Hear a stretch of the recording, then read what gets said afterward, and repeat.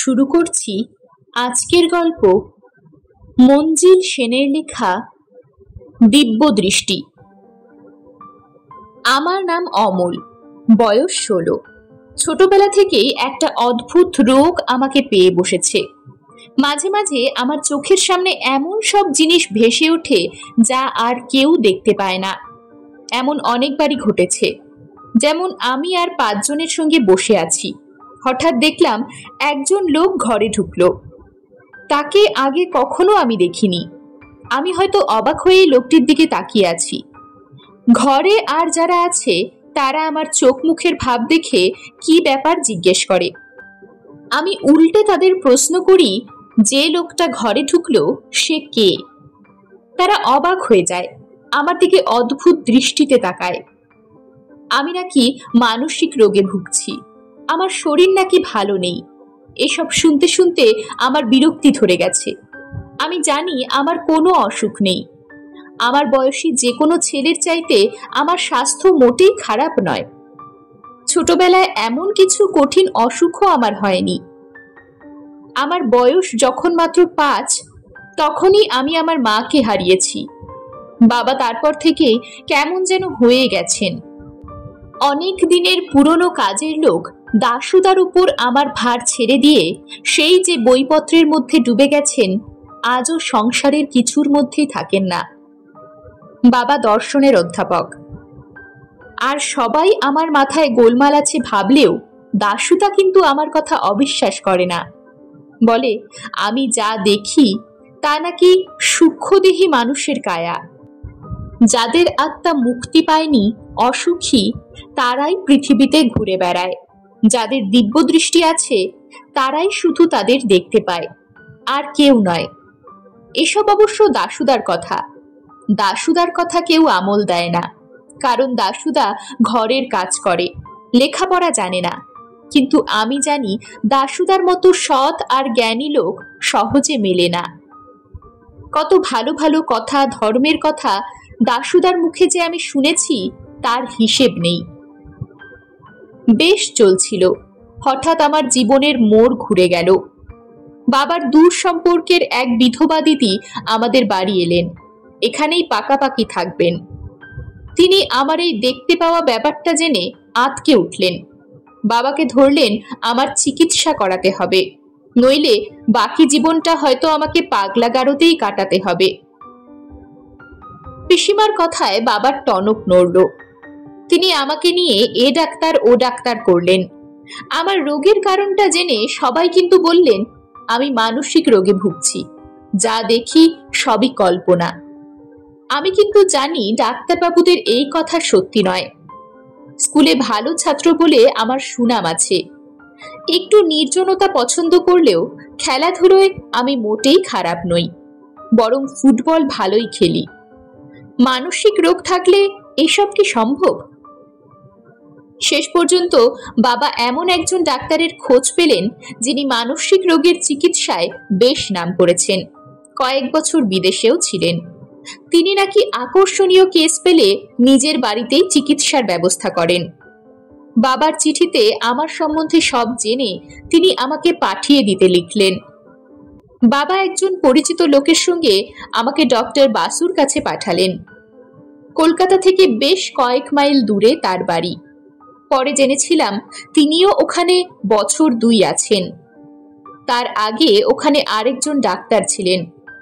তার কাছ থেকেই বাড়ি আর চারপাশের কিছু জমি কিনে মানসিক রোগীদের চিকিৎসার নামে তিনি একটি আশ্রম গড়ে তুলেছেন।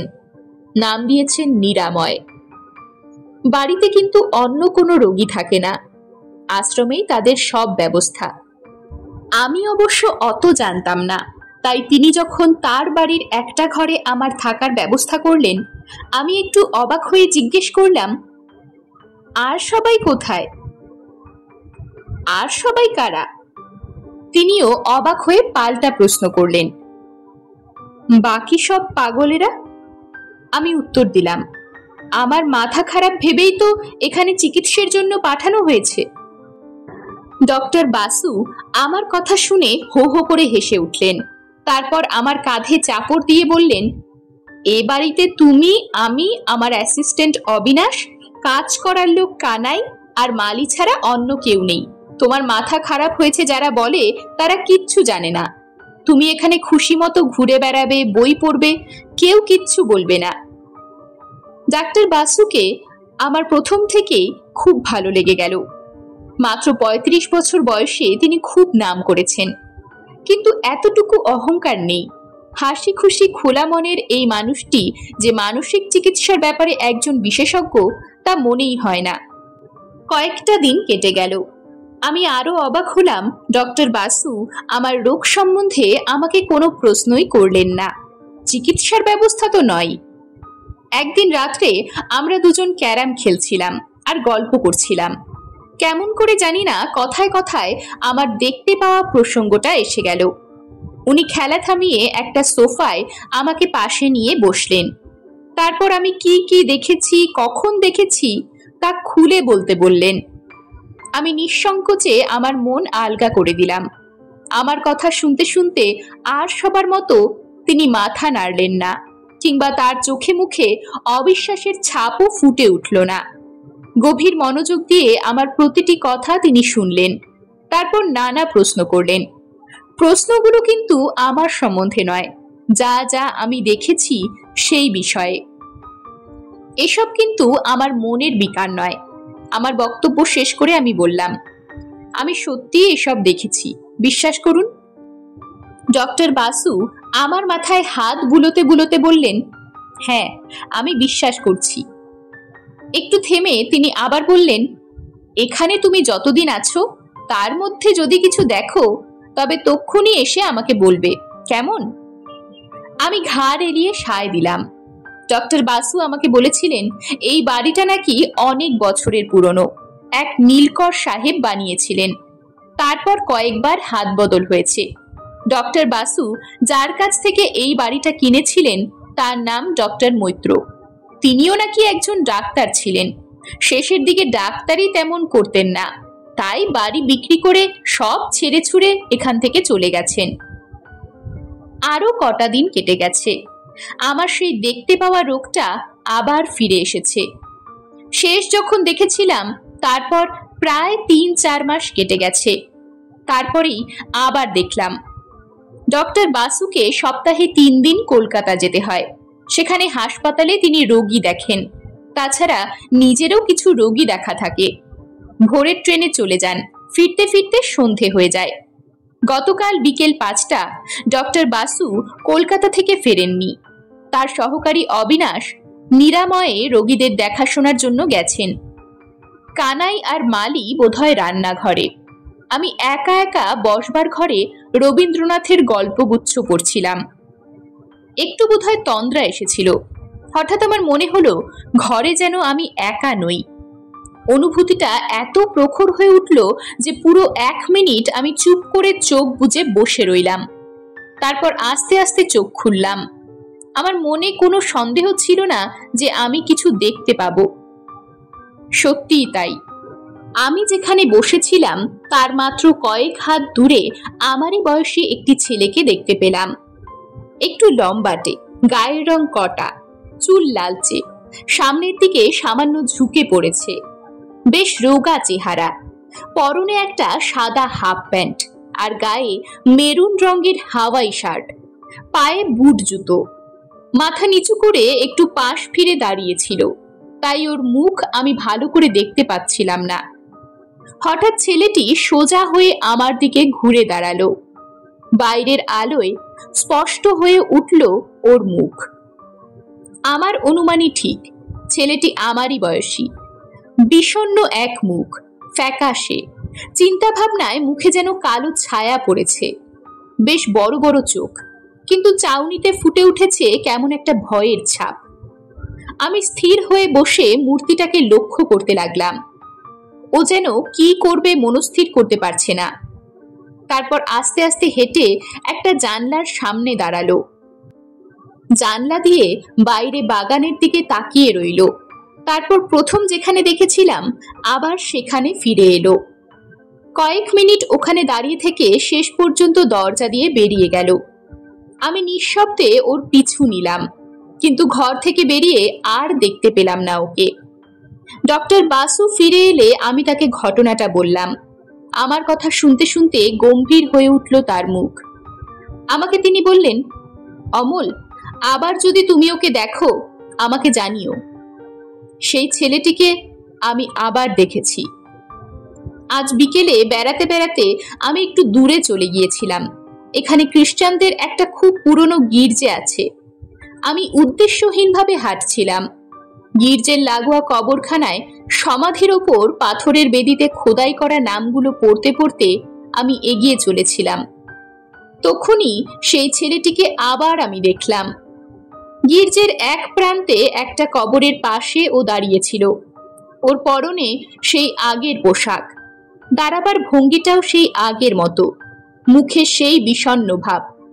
বড় বড় চোখ দুটো দিয়ে ও একটা সমাধি স্তম্ভের উপর চোখ বুলোচ্ছিল, আবার ঝুঁকে নিচের দিকে তাকাচ্ছিল, যেন কিছু পড়তে চেষ্টা করছিল। আমি আরো এগিয়ে গেলাম। সমাধির উপর সেই স্মৃতিফলকে কি লেখা আছে তা জানবার আগ্রহ আমাকেও যেন পেয়ে বসল। আমি ওর মাত্র কয়েক হাত দূরে দাঁড়ালাম। আমার মনে হলো ও যেন আমাকে দেখলো, কিন্তু অচেনা মানুষের দিকে কেউ যেভাবে তাকায়, অনেকটা সেই দৃষ্টি। স্মৃতিফলকে জন স্টিফেন নামে একজন অ্যাংলো ইন্ডিয়ানের জন্ম মৃত্যুর বিবরণ ছিল।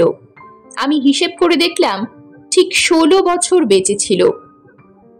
মুখ তুলে ছেলেটিকে আর আমি দেখতে পেলাম না। বাড়ি ফিরে এসে ডক্টর বাসুকে আমার অভিজ্ঞতার কথা জানালাম। তিনি কয়েক মুহূর্ত চুপ করে রইলেন। তারপর কোনো মন্তব্য না করে আমাকে তার অনুসরণ করতে বললেন। বাগানে বুড়ো মালি তখনও কাজ করছিল। ডক্টর বাসু এই বাড়ি কেনার আগে থেকেই সে এই বাগানের মালি ছিল। মালি? তিনি তার সামনে দাঁড়িয়ে বললেন, তুমি এখানে কত বছর আছো? তা বাবু 50 বছর বটে তো হবে। তুমি জন বলে কাউকে চিনতে? 15-16 বছরের ছেলে, সাহেবদের মতো গায়ের রং। জন? মালি জবাব দিল, হ্যাঁ বাবু, জেমস সাহেবের ছেলে। ওই গির্জের আধ মাইল দূরে যে পুরনো বাড়িটা আছে, সেখানেই জেমস সাহেব থাকতেন। পাটকলের ম্যানেজার ছিলেন। সাহেব হঠাৎ মারা গেলেন। সাহেবের বউও 1 বছরের বেশি বাঁচেননি। মেম সাহেব মারা যাবার পর তাদের ছেলে জন এই বাড়িতেই আগের ডাক্তারবাবুর কাছে কিছুদিন ছিল। ছেলেটিও মারা গিয়েছিল। কি হয়েছিল তার? কি জানি বাবু, খুব রোগা ছিল, শরীরে রক্ত ছিল না। এ বাড়িতে আসার পর শরীর আরো খারাপ হয়েছিল। তাই ডাক্তারবাবু তার এনে কোথায় যেন গিয়েছিলেন, সেখানেই ছেলেটা মারা যায় শুনেছি। তা জন ডাক্তারবাবুর কাছে এলো কেন? ওর কোনো আত্মীয় স্বজন ছিল না?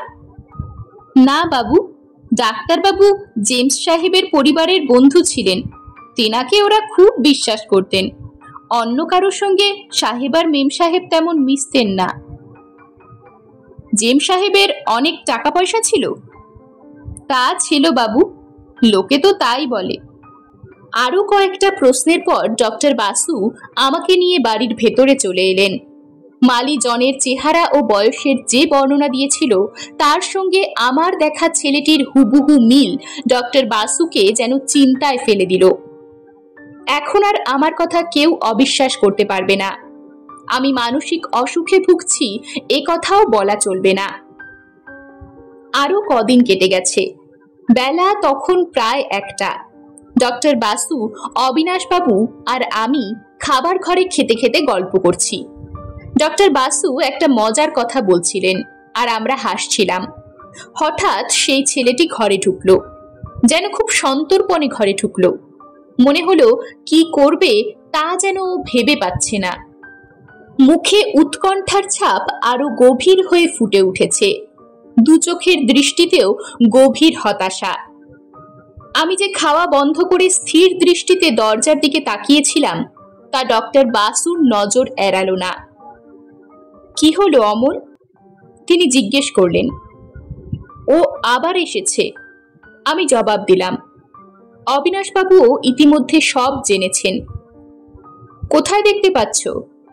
ডক্টর বাসু আবার জিজ্ঞেস করলেন, দরজা আর আপনার মাঝামাঝি দাঁড়িয়ে আছে, কোন দিকে যাবে মন ঠিক করতে পারছে না, কি যেন খুঁজছে। তুমি লক্ষ্য করে যাও আর আমাদের বলতে থাকো। আমি বলতে লাগলাম, ও জানলার সামনে দাঁড়িয়েছে, বাগানের দিকে তাকাচ্ছে, আবার ফিরে এসেছে, আমাদের টেবিলের দিকে তাকাচ্ছে। এবার ও ঘর থেকে বেরিয়ে যাচ্ছে, তুমি ওর পিছু নাও। ডক্টর বাসুর গলায় মৃদু উত্তেজনার আভাস পেলাম। আমি তার কথা মতো ওর পেছন পেছন ঘর থেকে বেরিয়ে এলাম। ডক্টর বাসু আর অবিনাশ বাবুও চেয়ার ছেড়ে আমাকে অনুসরণ করতে লাগলেন। এবার কিন্তু ও মিলিয়ে গেল না। বারান্দা দিয়ে হেঁটে ডান দিকে ডক্টর বাসু লাইব্রেরি ঘরে ঢুকলো। আমরাও তাই করলাম। ও এখন কি করছে? ডক্টর বাসু জিজ্ঞেস করলেন। আপনার বই পড়ার টেবিলের সামনে দাঁড়িয়েছে, ড্রয়ারে কি যেন খুঁজছে। ওর মুখে কি করব এমন একটা ভাব ফুটে উঠেছে। এবারও ঘর থেকে বেরিয়ে যাচ্ছে, পিছু নাও। ও খাবার ঘর পেরিয়ে বাগানে পড়ল। আমরা তিনজন ওকে পায়ে পায়ে অনুসরণ করলাম। হঠাৎ ও দাঁড়িয়ে পড়ল, মনে হলো যেন খুব মন মরা হয়ে পড়েছে। আস্তে আস্তে ও বাগানে একবার চক্কর দিল। ছেলেটার সামনের দিকে আরো ঝুঁকে পড়েছে, মুখে ফুটে উঠেছে একটা যন্ত্রণার চিহ্ন। হঠাৎ ও ঘুরে দাঁড়িয়ে বাগানের এক জায়গায় কয়েকটা বড় বড় গাছের মাঝখানে যে ঝোপ ছিল সেদিকে এগিয়ে গেল। ঝোপের সামনে কয়েক মুহূর্ত ও দাঁড়িয়ে রইল, ঠোঁট কামড়ে কি যেন ভাবছে। মুখে আবার ফুটে উঠেছে দুশ্চিন্তার ছাপ। তারপরই ও ঝোপের মধ্যে অদৃশ্য হয়ে গেল। আমি যা দেখেছি ডক্টর বাসুকে বললাম। আবার বাড়ির দিকে ফিরলাম আমরা। আপনার কি মনে হয়? ডক্টর বাসু অবিনাশ বাবুর দিকে তাকালেন। অদ্ভুত ব্যাপার, তিনি জবাব দিলেন। ডক্টর বাসু আর অবিনাশ বাবু লাইব্রেরি ঘরে গিয়ে ঘণ্টাখানেক কি সব পরামর্শ করলেন। তারা যখন ঘর থেকে বেরিয়ে এলেন তখন বেলা প্রায় 3টে। আমাকে তারা আমার ঘর থেকে ডেকে নিলেন। বাগানে ওই ঝোপের কাছে এসে আমরা থামলাম। একটু পরেই মালি আর কানাইকে দুটো কোদাল হাতে এদিকে এগিয়ে আসতে দেখে আমি বেশ অবাক হয়েই ডক্টর বাসুর মুখের দিকে তাকালাম। তিনি শুধু একটু হাসলেন, কোনো কথা বললেন না। ডক্টর বাসুর কথা মতো মালি আর কানাই ঝোপ পরিষ্কার করে ওখানকার মাটি কোপাতে লাগলো। যে ছেলেটিকে আমি দেখেছিলাম তার কঙ্কাল মাটির তলায় পাওয়া গেল। তার ডান হাতের অনামিকায় ঢলঢল করছিল একটা আংটি, যেটা দেখে মালিক কোনো রকম ইতস্তত না করে বলল, ওটা ছিল জনের আংটি। ডক্টর বাসু থানায় খবর পাঠালেন। তদন্তে জানা গেল ছেলেটিকে বিষ খাইয়ে মারা হয়েছিল। ডক্টর মৈত্রকে পুলিশ কলকাতার এক শহরতলি থেকে গ্রেপ্তার করল। তিনি সেখানে নতুন বাড়ি বানিয়ে বেশ জাঁকিয়ে বসেছিলেন। বিচারের সময় আসল ঘটনা প্রকাশ পেল। জেমস সাহেব তার স্ত্রীর অবর্তমানে তাকেই তার সব সম্পত্তির ট্রাস্টি করে জনের অভিভাবক নিযুক্ত করেছিলেন। জন যদি মারা যায় এবং তার বউ ছেলেপুলে না থাকে তবে ডক্টর মৈত্র ওই সম্পত্তির মালিক হবেন। উইলে একথাও লেখা ছিল। ব্যাংকে মজুদ টাকা আর সম্পত্তির পরিমাণ নেহাত কম ছিল না। ডক্টর মৈত্র জনকে অল্প অল্প করে আর্সেনিক খাইয়ে মৃত্যুর মুখে ঠেলে দিয়েছিলেন। পরে বাগানের মাটিতে কবর দিয়ে প্রচার করেছিলেন তিনি ওর স্বাস্থ্য উদ্ধারের জন্য ওকে ভ্রমণে নিয়ে যাচ্ছেন। মাসখানেক পরে ফিরে এসে রটিয়ে দিয়েছিলেন জন মারা গেছে। ওর স্বাস্থ্য বরাবর খারাপ ছিল, তাই কেউ সন্দেহ করেনি। ডক্টর মৈত্র নিজে ডাক্তার ছিলেন, তাই জনের স্বাভাবিক মৃত্যুর একটা জাল সার্টিফিকেট জোগাড় করতে তার অসুবিধে হয়নি। তবু কেমন করে যে তিনি সব প্রমাণ করেছিলেন এটাই আশ্চর্য। পরে ডক্টর বাসুর কাছে পুরনো বাড়িটা বিক্রি করে অন্যখানে গিয়ে বাড়ি গাড়ি করেছিলেন, ডাক্তারিও করছিলেন। তার অবস্থা মোটামুটি সচ্ছলই ছিল, তবু লোভ তাকে কোথায় টেনে নামিয়েছিল। বিচারে ডক্টর মৈত্রর ফাঁসির হুকুম হয়েছিল। আমাকে আর কেউ এখন মানসিক রোগী বলে ভাবে না। ডক্টর বাসু আমাকে একটা সুন্দর সার্টিফিকেট দিয়েছেন। তাতে লিখেছেন, আমার যদি মানসিক রোগ থাকে তবে পৃথিবীর সবাই পাগল। আমি ওটা বাঁধিয়ে আমার ঘরের দেওয়ালে টাঙিয়ে রেখেছি। ভালো কথা, ওই ঘটনার পর আর আমি কিছু দেখিনি। এরকমই আরো সব গল্প পেতে চ্যানেলটিকে সাবস্ক্রাইব করে দেবেন। আর গল্পটি যদি ভালো লেগে থাকে তাহলে লাইক, শেয়ার আর কমেন্ট করে দেবেন।